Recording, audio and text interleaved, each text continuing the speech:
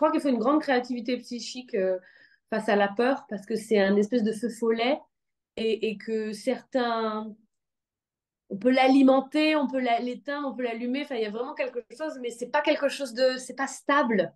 Ça évolue, ça grandit, ça maigrit. C'est vraiment quelque chose, c'est une espèce de blob. Et je crois qu'effectivement, on peut découvrir à chaque fois des choses différentes pour l'alimenter ou l'éteindre.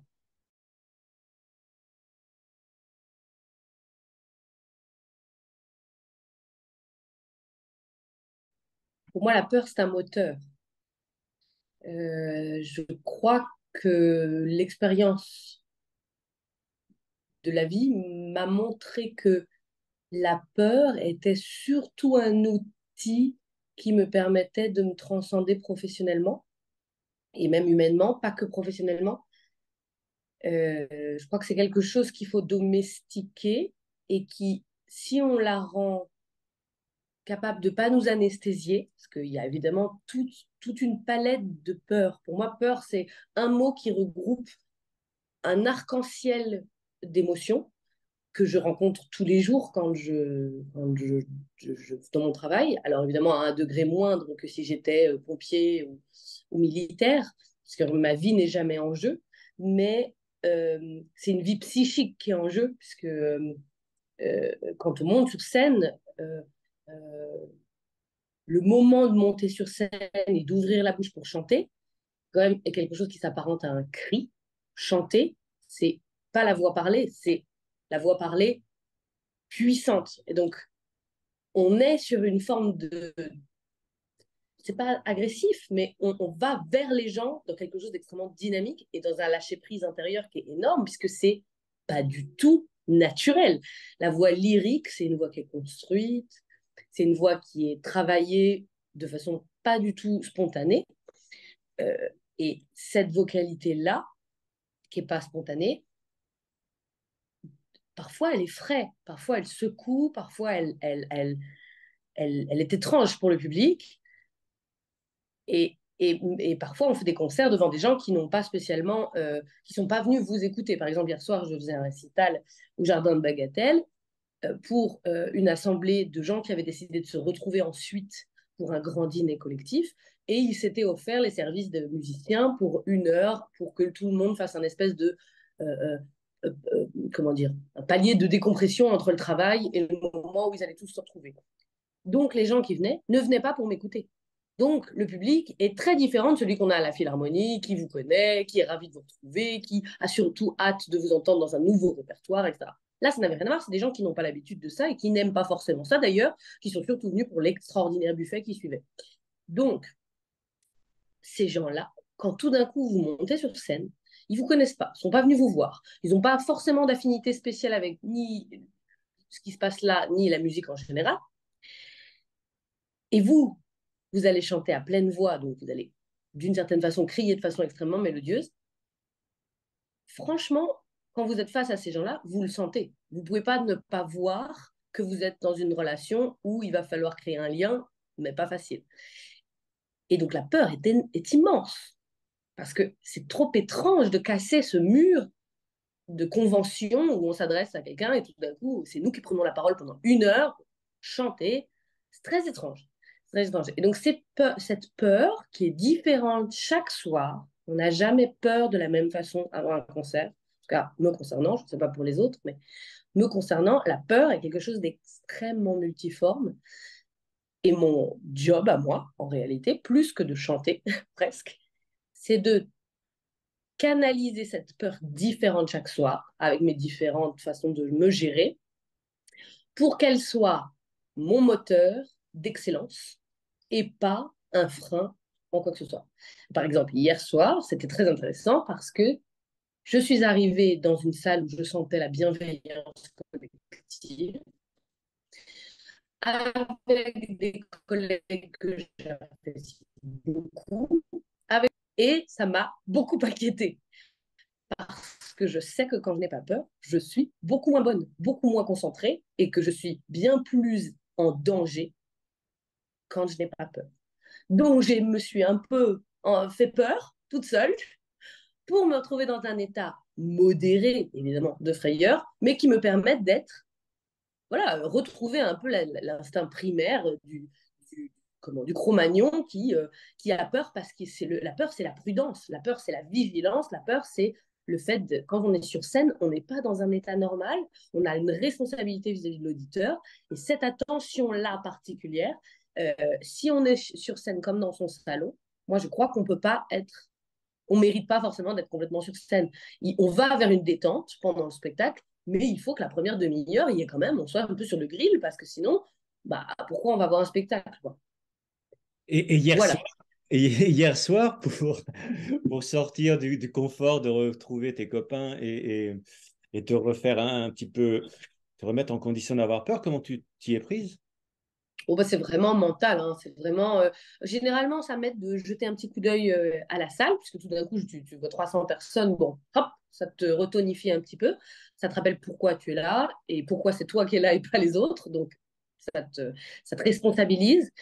Et, euh, et puis après, ben, je repasse tous les virages très difficiles dans le programme qui me permettent de me dire, ah oui, non, c'est pas gagné en fait. En fait, là, c'est pas anodin ce qui se passe. La conscience de tous les virages difficiles me permet de me remobiliser, quitte à ce que effectivement ce soit un peu effrayant, mais normalement, j'ai assez d'expérience pour plus me laisser dévorer par la peur. Enfin, en tout cas, ça fait longtemps que je n'ai plus vécu cette chose où la peur m'a coupé les jambes, coupé la voix, mis dans un état de sidération, qui là, par contre, quand on arrive dans cet état-là pour chanter, je l'ai vécu plusieurs fois, c'est parmi les choses les plus épouvantables qui puissent arriver sur scène. Cette dé... On se dédouble, on n'est plus dans son corps, on est au-dessus de soi, on se voit faire et on n'est plus en contrôle de rien. C'est terrible. Tu te rappelles de cas comme ça? Ah oui, oui, très très bien. Quand j'étais en première année du conservatoire au CNSM de Paris, euh, j'ai eu l'envie de passer à un concours qui s'appelle le concours d'Avignon, qui est un concours qui était créé cette année-là pour les jeunes chanteurs. Donc c'était vraiment, on arrivait à l'Opéra d'Avignon, qui est un lieu mythique, qui est vraiment un lieu très très important pour l'histoire de la musique opératique, parce que le directeur est vraiment un homme qui a consacré l'intégralité de sa vie à ça. Et puis, mais j'étais pas pressentie comme une étoile montante. J'étais compétente, mais j'étais pas parmi les stars du conservatoire. Et donc, ce concours me paraissait un petit peu audacieux. Mais bon, j'avais envie de tenter ma chance. Et donc, je passe le premier tour, succès. Je passe le deuxième tour, succès. Et là où toutes mes amies qui étaient venues avec moi n'étaient plus parmi les compétitrices, je me retrouve avec très peu de gens que je ne connais pas en finale. Et je m'étais évidemment pas préparée psychologiquement à ça, puisque à l'époque, j'avais pas conscience. Enfin, je savais pas. Et on n'est pas pour les musiciens, on n'est pas du tout entouré à ce niveau-là, au niveau de la préparation mentale. On vit comme des sportifs, on a une vie de sportif de haut niveau, mais par contre, on considère que nous, on peut pas se blesser et nous, on n'a pas besoin de préparation mentale, ce qui est une aberration totale. Eux, les sportifs, généralement, ont quand même un entretien à ce niveau-là qui est très important. Et ils ont bien raison, c'est indispensable. Donc j'ai dû, à la force des choses, apprendre un peu à la violence, mais j'ai appris que la préparation mentale pouvait changer la donne. Mais ce jour-là, moi, je ne le savais pas. Et ce qui s'était passé, c'est que j'avais fait de l'anti-préparation mentale. C'est-à-dire que je m'étais évidemment absolument convaincue que jamais je n'irais en finale. Donc quand c'est arrivé, ben, mon cerveau s'est dissocié. C'était pas possible. Je ne devais pas être là. Moi, je m'étais programmée pour que ça n'arrive pas. Donc, c'était aberrant que j'y sois. Et donc, mon cerveau a été très gentiment dans la direction de ce qu'il avait bien compris qu'il allait se passer. Et donc, il n'a pas été là. Il n'a pas été là. Et donc, je suis montée sur scène vraiment dans un état, un robot, privé de mon âme, privé de tout, dans un état de pétrification complet. Et c'était vraiment une expérience très, très, très oppressante. Et alors, comme effectivement, j'avais incroyablement travaillé, tout s'est déroulé sans moi, extrêmement bien. Mais j'ai le souvenir de ma voix, de m'être vue sur scène, ce qui n'est pas possible. Mais moi, le souvenir que j'ai de cette expérience, c'est d'avoir été dans la salle, me regarder faire. Et c'est incroyable quand même que la voix ait pu sortir, parce que souvent, on associe la peur à... J'ai plus de voix. Ça m'a coupé la voix. C'est Hein, vrai. il y a Alors, cette expression-là. pense que chez moi, le geste vocal, c'est un geste que je cultive depuis que j'ai oui, depuis tellement, c'est tellement, chez moi, c'est animal, c'est tellement ancien chez moi que pour m'enlever la voix, il y a très, très, très peu de choses qui peuvent se passer. L'année dernière, mon père a eu un problème cardiaque très grave et j'ai eu très peur et sa vie a été en danger. Et là, j'ai perdu la voix. C'est la seule fois de ma vie où, effectivement, pendant 2 semaines, je ne pouvais plus chanter. Je n'avais plus de voix. Je pouvais à peine parler. Enfin, c'était surréaliste. Mais c'est parce qu'on touchait à autre chose, à quelque chose de profondément intime. Mais par contre, la peur ne m'enlèvera pas la voix, non. Non, je pense pas. Est-ce qu'elle pourrait enlever le texte? Alors voilà, par contre, moi, la peur enlève le texte. Absolument. Ah oui. Donc, en fait, le geste vocal, lyrique, est un geste très, très engageant corporellement. Et donc, c'est un geste qui nécessite un travail qui est de l'ordre du réflexe, puisque c'est une coordination de beaucoup de mouvements qui sont antinaturels. Donc, pour être un bon chanteur lyrique, vous travaillez suffisamment pour arriver à un stade où le geste est automatique. Ce qui permet ça, que même dans la terreur, même dans l'espèce quand vous êtes un petit peu, comme on dit, hypnotisé par la peur, vous l'entrez quand même. Par contre, le texte, lui, c'est pas un geste, ça reste un geste intellectuel. Et donc, lui, effectivement, il peut vous jouer des tours avec la peur. Mais ça, c'est pareil, c'est des choses que j'ai travaillées. Et une fois qu'on se connaît bien, on connaît ses tendances, on connaît ses failles et ses fragilités. Et quand je pressens des moments comme ça de vraie peur, je m'autorise pas à venir sur scène sans texte. Comme ça, je sais que immédiatement le level de panique, il descend d'un cran, puisque je sais que c'est là que ça peut vraiment... La voix, elle sera là. Mais le texte, lui, il peut être vraiment Ah, coquin. donc c'est donc un soutien, le texte est là, tu peux le regarder. Voilà, il peut être Ah oui. là, une petite feuille à 4 qui traîne. J'ai même pas besoin de Ah, le regarder, mais je sais qu'il est là. En récital, en tout cas, quand on fait ah, 1 heure de spectacle par chœur dans plusieurs langues, ça peut être très, très éprouvant, le récital. À l'opéra, on vient chanter, c'est des œuvres beaucoup plus longues, mais on chante, on n'est jamais tout seul. On est beaucoup, beaucoup de protagonistes. Donc, finalement, mis bout à bout, parfois, le premier rôle chantant tout et pour tout 3 quarts d'heure sur 3 heures. Ce qui n'est pas du tout le cas du récital où là, tout d'un coup, on est sur scène 1 heure, merci, au revoir. Bon, c'est le tunnel. Donc là, il ne faut pas hésiter à se rendre service parce que de toute façon, le public n'est pas venu pour voir les gens souffrir. Donc, il ne faut pas hésiter. Si on a le doute sur une pièce ou deux, on prend le texte sur une pièce ou deux, ça ne dérange personne, ça met tout le monde à l'aise et on passe un bon moment. tu as commencé d'emblée par parler de la peur comme un moteur, hein. Et euh, si tu reviens en arrière, quand est-ce que ça a commencé de regarder la peur comme ça? Je crois que c'est assez tardif, hein. Je pense que c'est ce que j'ai réussi à en faire maintenant. Je crois qu'il y a aussi une forme d'addiction parce que la peur, c'est aussi beaucoup d'émotions. Ça me procure beaucoup de sensations. C'est des montagnes russes énormes puisque vous avez avant le concert cet état qui grimpe, qui grimpe, qui grimpe, qui vous monte. Vous avez l'impression que vous allez monter une montagne, un Everest, que ce ne sera pas possible, que ça va pas bien se passer, que c'est une mauvaise idée, etc. Et donc ça vous met dans un état particulier que vous dépassez et puis finalement, là, c'est la détente totale du post-concert. Le retour, les gens qui vous envoient tout ce qu'ils ont reçu, eux, ils vous le renvoient en pleine face. Et là, vous avez un sentiment de plaisir qui est énorme. Et en fait, je pense que c'est un cercle addictif. Donc maintenant que je sais que avoir très peur me procure un très grand soulagement quand le concert est passé, je me suis dit, OK, alors c'est cool d'avoir peur, puisque finalement, ça fait une action-réponse. Et quand j'ai pas peur du tout, j'ai aussi moins la sensation de la récompense. Tu n'as pas monté d'Everest, tu as juste monté une toute petite colline, donc tu vas pas non plus nous dire que c'est génial. Donc c'est pas très sain parce que c'est épuisant la peur. Et canaliser la peur, c'est un job éreintant. Mais ça me procure beaucoup de sensations gratuites. Ouais. Je n'ai pas besoin de me droguer, mon job me drogue. C'est des shoots d'hormones. Oui, oui, c'est très très fort et ça, moi, je l'ai découvert assez jeune quand j'ai commencé les concours internationaux pendant que j'étais au conservatoire.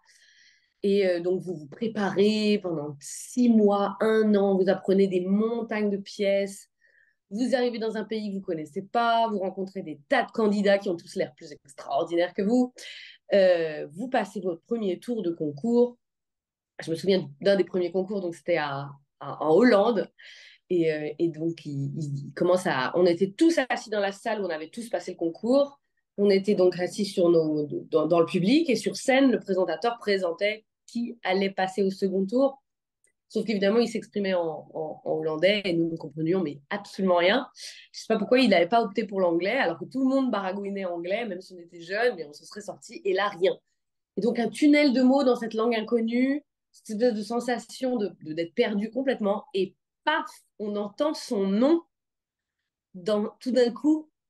Et là, mais vous avez une dose d'adrénaline, mais à faire exploser n'importe quel système central. Enfin, je veux dire, Et en fait, une fois qu'on a vécu ça, c'est l'enfer, parce que c'est l'addiction directe, totale et définitive. Moi, ensuite, c'est comme ça que la scène vous. Enfin, moi, en tout cas, c'est comme ça que la scène m'a happé. Cette sensation à chaque fois d'être parti au feu et d'en revenir à chaque fois. Et ce plaisir d'en revenir à chaque fois.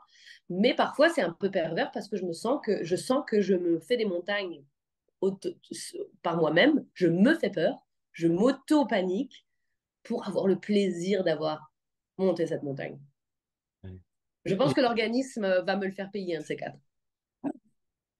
alors, euh, bon, c'est un apprentissage hein, quand même, j'entends, hein, parce que tu disais, Ah bah, c'était pas automatique. Oui. ça n'était pas automatique. Donc, tu pourrais me dire des choses quelles sont je sais pas, des étapes qui t'ont servi dans cet apprentissage et éventuellement qui t'a aidé ou tu vois, comment tu as conçu ton dispositif aidant.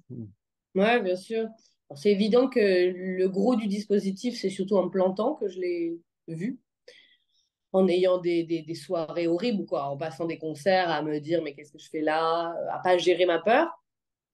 Et donc, à force de pas gérer la peur, on se rend compte que. Ou alors, tout d'un coup, on fait un concert et c'est très agréable. On a peur, mais franchement, ça va. Et donc, c'est en constatant à chaque concert que selon la peur, le résultat ou la sensation au plateau est différente. Et donc ensuite, j'essaye de m'auto maintenant que j'ai compris j'ai compris la taille du verre de la peur. C'est-à-dire que maintenant je sais, ah tiens, aujourd'hui, j'ai pas assez peur, je risque de pas être assez concentré, donc je me fais un peu peur. Ou alors, ah tiens, oh là, on est 3 heures avant le concert et j'ai déjà le cardio qui palpite. Il faut absolument que je calme le jeu parce que sinon, je vais arriver au concert dans 3 heures épuisée et ma concentration sera mauvaise.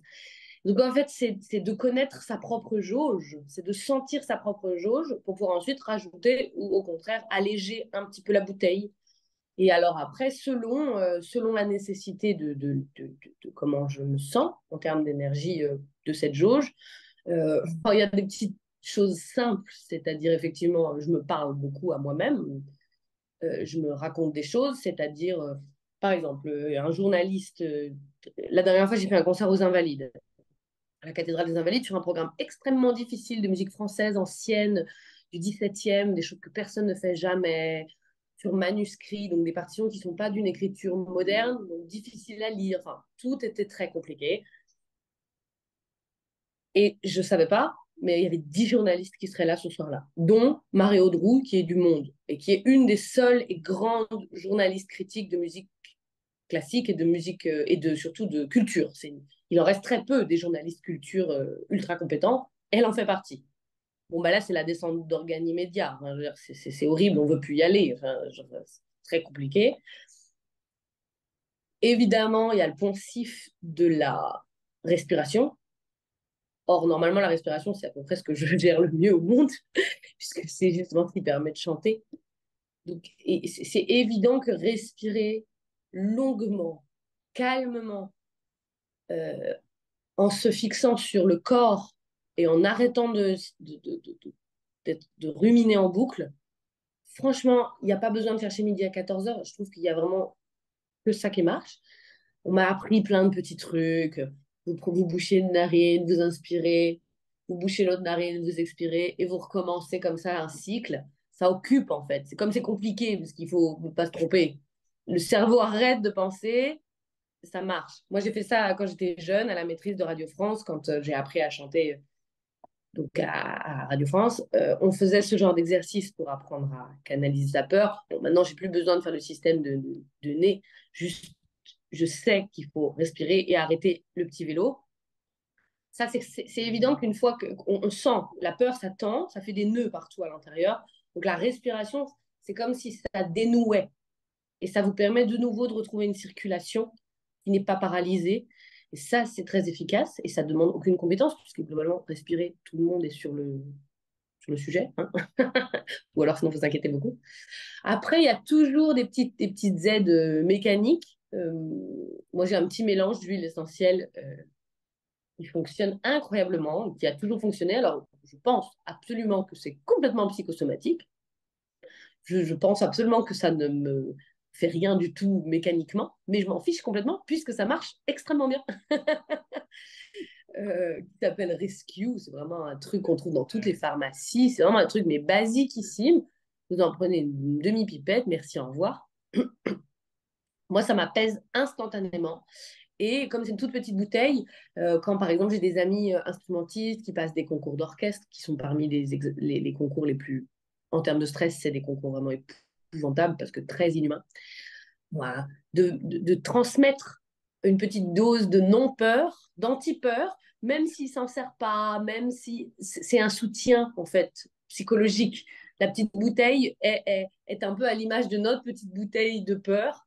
Et moi, j'en ai toujours avec moi pour jamais me laisser déborder, même si je suis absolument consciente que je pense que mécaniquement, ça n'a pas d'impact. Mais ça marche, donc on s'en fiche. Le reste, c'est du discours intérieur avec moi-même. C'est me faire peur quand il faut que je me fasse peur ou me détendre quand. Alors, c'est très dur, hein, parfois, j'y arrive pas. Et surtout, c'est me féliciter après. Parce que Ah, c'est le fait de savoir que derrière, je serai récompensée pour avoir surmonté ma peur qui fait qu'à chaque fois, j'ai de moins en moins peur ou qu'à chaque fois, je gère mieux ma peur. Parce qu'elle sait que de toute façon, dans une heure, c'est fini.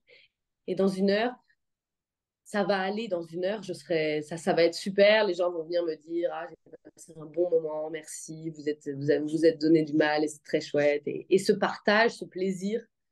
Bon, après, je pense que j'ai aussi de la chance dans le sens où généralement, moi, la peur me tient avant. Ça peut être terrible. Quand il y a des échéances vraiment très importantes, je peux avoir la nausée pendant plus de 24 heures. Ça peut être l'enfer. Mais par contre, à l'instant où j'ai posé le pied sur la scène, c'est fini. Vraiment, c'est automatique. Parce que moi, ce qui me soulage, c'est le contrôle. Ce qui est aberrant quand on fait une profession artistique où le contrôle est une douce illusion. On ne contrôle rien, puisque de toute façon, vous n'êtes pas sur scène seul. Vous avez quelqu'un qui gère les lumières, quelqu'un qui gère le son, quelqu'un qui... Vous avez les collègues qui peuvent se tromper, qui peuvent au contraire enfin, prendre des initiatives, les décors, le costume, vous pouvez tomber, glisser. Je veux dire, le contrôle est absolument... C'est aberrant d'ailleurs de faire ce métier quand on est complètement contrôle freak, mais c'est le cas. Donc c'est comme ça, il faut accepter ces incohérences. Et, et quand je prends la parole sur scène, j'ai tout d'un coup l'impression de nouveau avoir le contrôle. Ça me procure un tel plaisir que tout d'un coup la peur... donc ce passage, c'est au moment où où tu entends ta voix, enfin en tout cas où ta voix sort. Non, Et où j'agis. C'est au moment où j'agis. Dès que je suis sur scène, même quand je n'ai pas chanté encore, mais dès que je fais. En fait, moi, ce qui me procure de la peur, c'est les 2 heures ou les 24 heures avant, quand ça arrive inéluctablement et que de toute façon, j'ai aucun pouvoir et que je n'ai plus rien à faire parce que le spectacle est terminé, que les répétitions sont faites et maintenant, il n'y a plus qu'à attendre l'instant. Voilà, ça, c'est l'horreur. Spécialement à l'opéra, quand on a une grosse prise de rôle.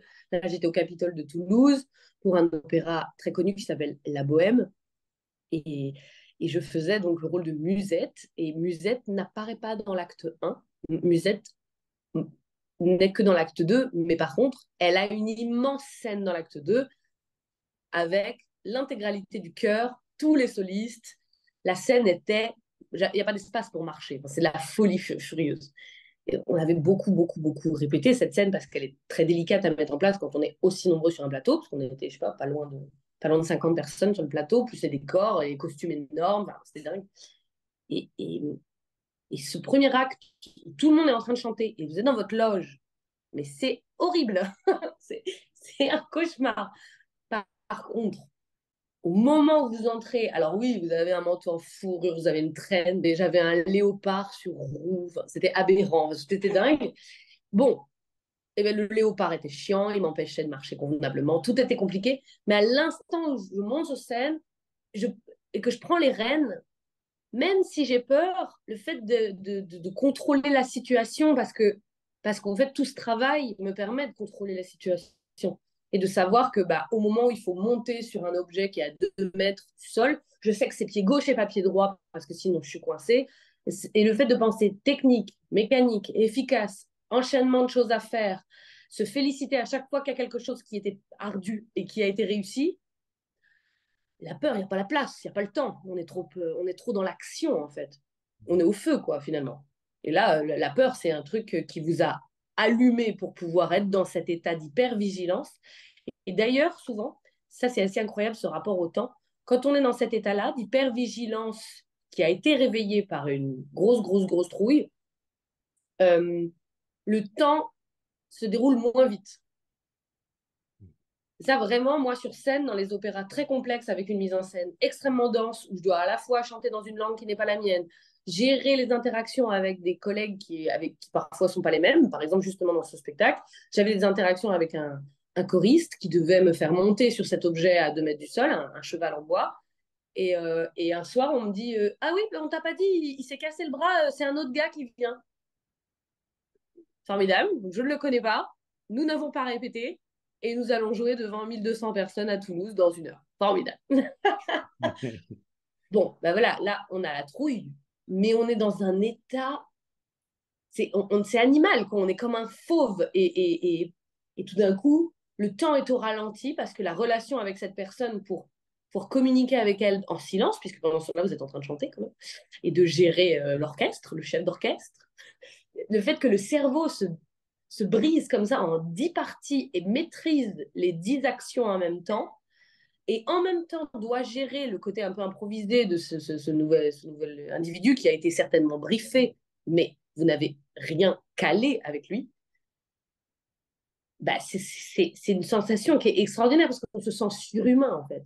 Et ça, je pense que si je n'avais pas eu peur avant, je ne peux pas me transcender comme ça. Il n'y a que à l'opéra que j'ai vécu des moments où j'avais vraiment l'impression d'avoir 4, 5, 6 cerveaux en même temps et que ça marche. Par contre, après, on est très fatigué. Ça fait un ensemble. Ouais. Oui, tout à fait. Et ce sont des tonalités complètement différentes. Euh, cet avant, ce pendant très orienté vers le faire, vers le détail, et l'après, hein, 3 épisodes de vie, mais qui marchent comme un Ouais, système. c'est ça, et tout s'emboîte. Et c'est ce qui fait que le spectacle, c'est quelque chose d'extraordinaire.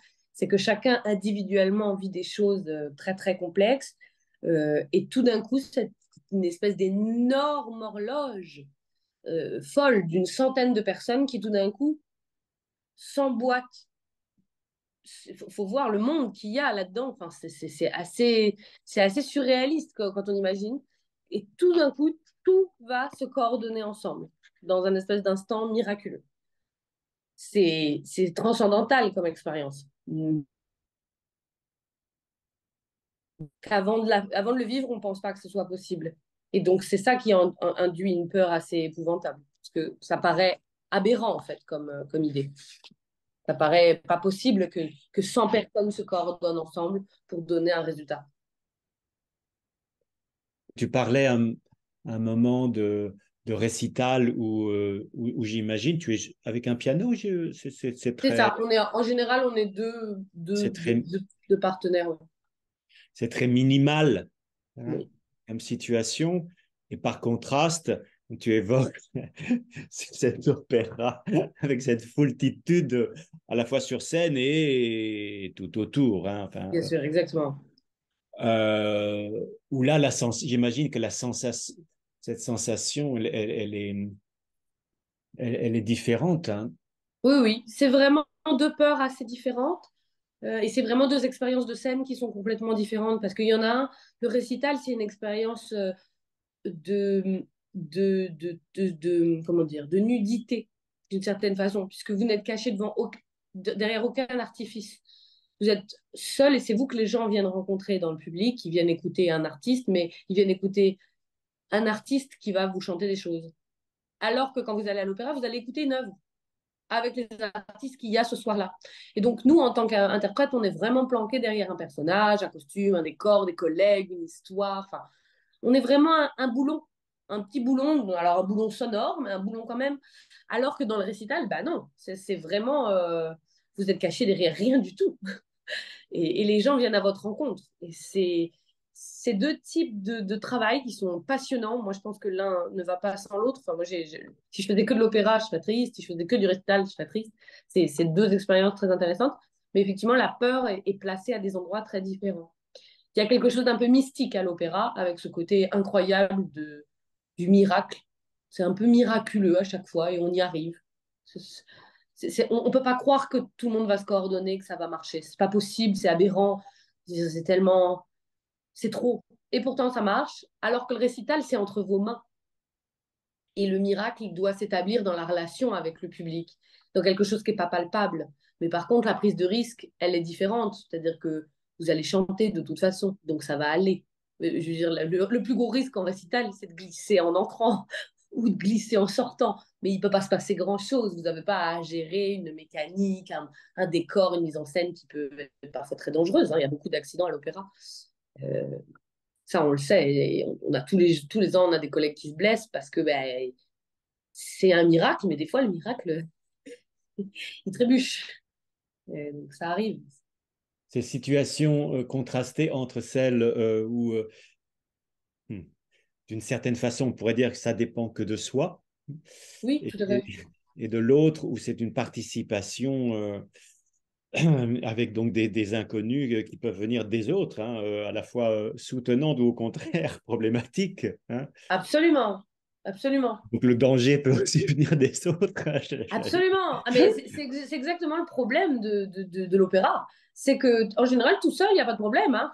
C'est pas difficile. Mais par contre, c'est de réussir à faire en sorte que toutes ces interactions pendant 3 heures se fassent.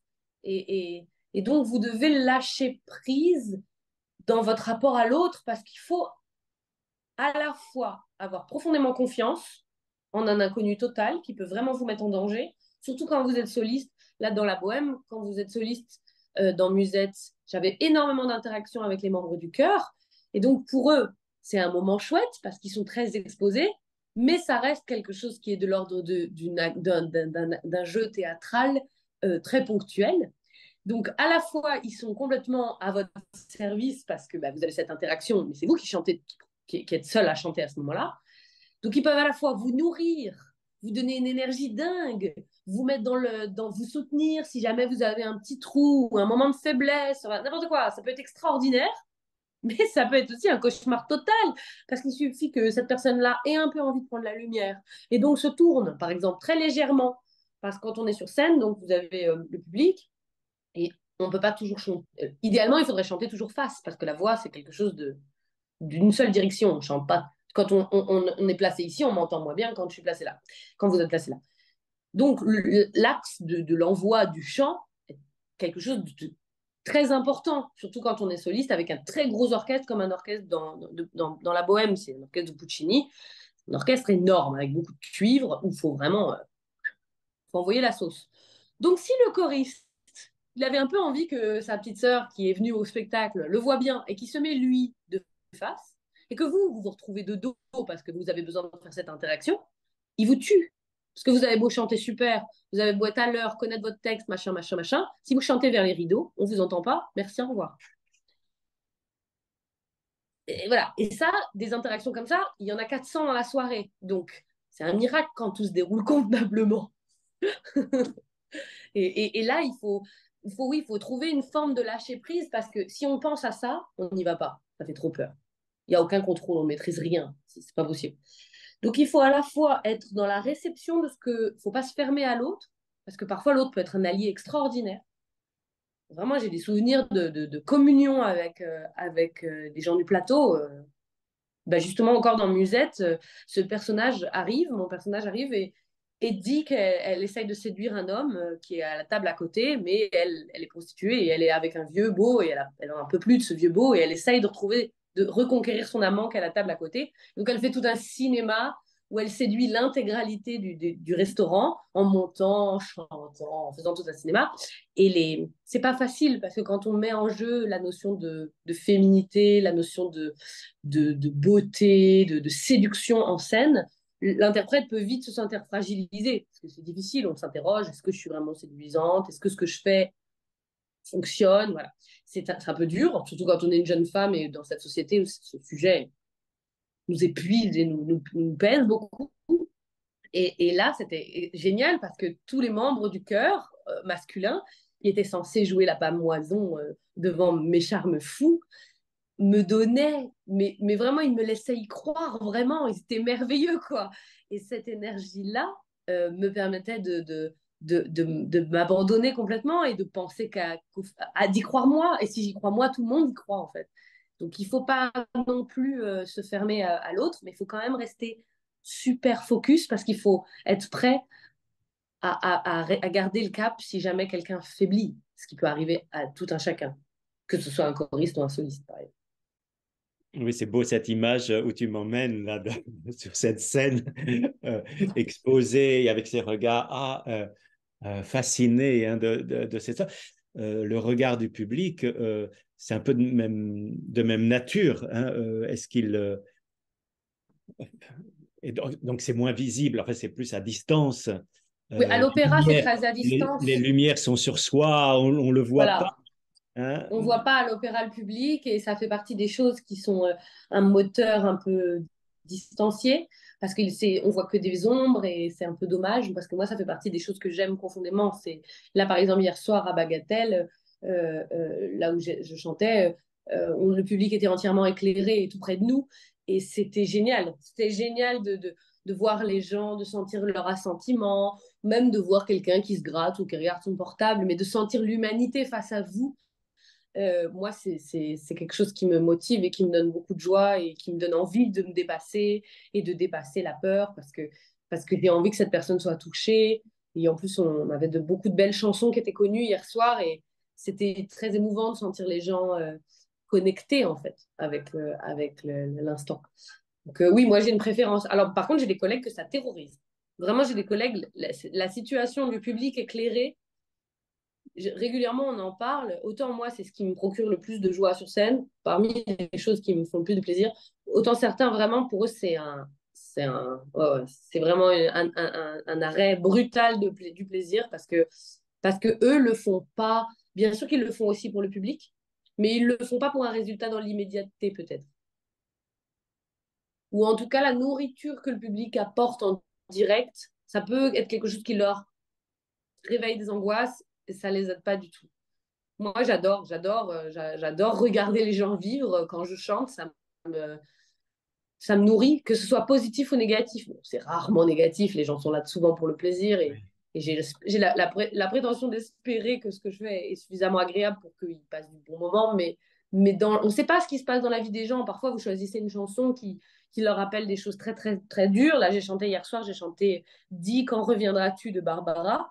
Bon, c'est une chanson qui est épouvantable. Hein. Enfin, c'est, c'est, le texte, mais vraiment est d'une brutalité extrême. Sais-tu que tout le temps qui passe ne reviendra plus? C'est horrible. Et ça peut pas, ça réveille des choses chez tout le monde, mais à plusieurs échelles.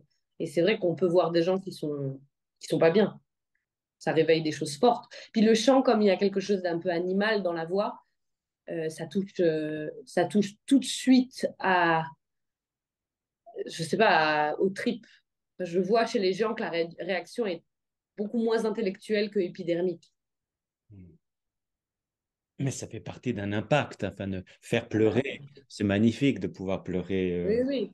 Euh, Oui, mais ce qui est rigolo, quand c'est que on mon est moteur, c'est l'urgence. de procurer du plaisir dans la vie. Moi, je me Mais c'est considère comme ça. Oui, voilà, moi, mon truc dans la vie, c'est de ma place dans la société, c'est de faire du bien aux gens. Alors, évidemment, pleurer parfois fait beaucoup de bien, mais c'est pas. C'est vrai que c'est moi, j'ai un plaisir infini à entendre les gens rire Ah oui. et quand je vois les gens émus, moi-même, je peux me laisser vite attraper.